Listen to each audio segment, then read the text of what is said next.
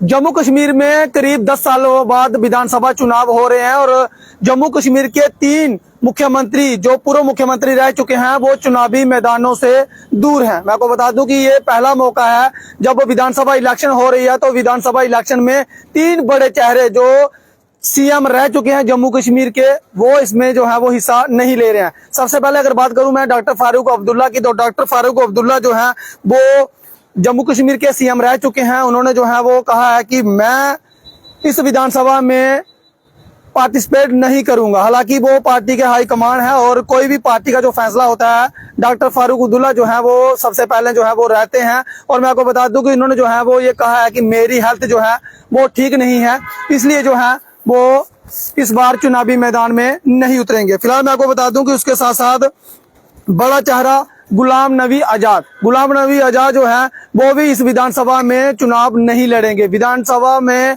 वो उनकी अपनी नई पार्टी है डीपीएपी पार्टी, सबसे पहले जो है वो उन्होंने करीब 40 साल जो है वो बड़ी पार्टी कांग्रेस को जो है वो 40 साल अपने जीवन में दिए हैं, लेकिन उसके बाद जो है वो उन्होंने पार्टी को जो है वो अलविदा कह दिया। उसके बाद जम्मू कश्मीर में आए, जम्मू कश्मीर के आने के बाद उन्होंने एक पार्टी का गठन किया, नई पार्टी बनाई डीपीएपी पार्टी, और उसके बाद जो है वो उन्होंने अपने कैंडिडेट जो है वो उतारे हैं, लेकिन वो खुद चुनावी मैदान से दूर हैं। उन्होंने ये कहा है कि मेरी जो चेस्ट है वो खराब है, यानी कि उन्होंने भी हेल्थ का हवाला दिया कि मेरी सेहत जो है वो ठीक नहीं है, जिसके बाद वो भी चुनावी मैदान में नहीं उतरे। उसके बाद मैं आपको बता दूं कि बड़ा चेहरा जो है वो निकल के सामने आता है महबूबा मुफ्ती का। महबूबा मुफ्ती भी जो है वो जम्मू कश्मीर की वो पहली ऐसी महिला है जो मुख्यमंत्री बनी जम्मू कश्मीर की, और वो भी जो है वो कह रही हैं कि मैं इस चुनाव में हिस्सा नहीं लूंगी।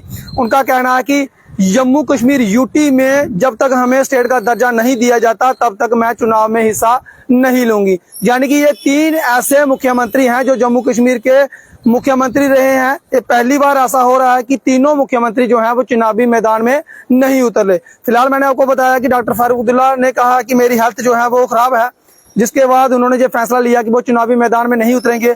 उसके बाद बड़ा चेहरा जो है वो गुलाम नबी आजाद साहब का, जो कांग्रेस में रहे 40 साल जो है वो उन्होंने अपनी जिंदगी के महत्वपूर्ण जो 40 साल है वो कांग्रेस में दिए। काफी अच्छा जो है वो उनका कार्यकाल रहा, लोग भी जो है वो उन पर काफी ज्यादा खुश थे।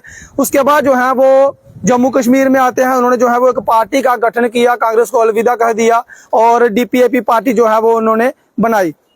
जिसके बाद मैं आपको बता दूं कि वो कह रहे हैं कि हो सकता है कि जो हमारे कैंडिडेट हैं, हमारे उम्मीदवार हैं, मैं उनकी कैंपेन भी ना कर पाऊं। फिलहाल मैं आपको बता दूं कि ये 3 ऐसे चेहरे हैं जो इस बार विधानसभा इलेक्शन में नहीं लड़ रहे। फिलहाल मैं आपको बता दूं कि जो महबूबा मुफ्ती हैं उनकी बेटी है इल्तिजा मुफ्ती, वो जो है वो जहां पर महबूबा मुफ्ती सीट पर लड़ती थी वो इस बार वहां पे जो है वो सीट पर लड़ेंगी। और इल्तिजा मुफ्ती ने ये कह दिया कि चाहे हमारा अलायंस हो, चाहे वो कांग्रेस के साथ हो, चाहे वो एनसी के साथ हो, लेकिन पीडीपी जो है वो किंग मेकर बन के रहेंगी। यानी कि उनका ये साफ तौर पे ये कहना है कि पीडीपी एक ऐसी पार्टी है जब चुनाव होंगे तो उसके बाद सबसे बड़ी पार्टी जो है वो पीडीपी उभर कर सामने आएगी और पीडीपी जो है वो किंग मेकर उभर कर सामने आएगी। फिलहाल ये उन्होंने क्यों कहा ये तो आने वाला वक्त ही बताएगा कि ये इनके क्या उनकी मंशा है, क्या सोचकर जो है वो उन्होंने कल ये बयान जो है वो दिया है।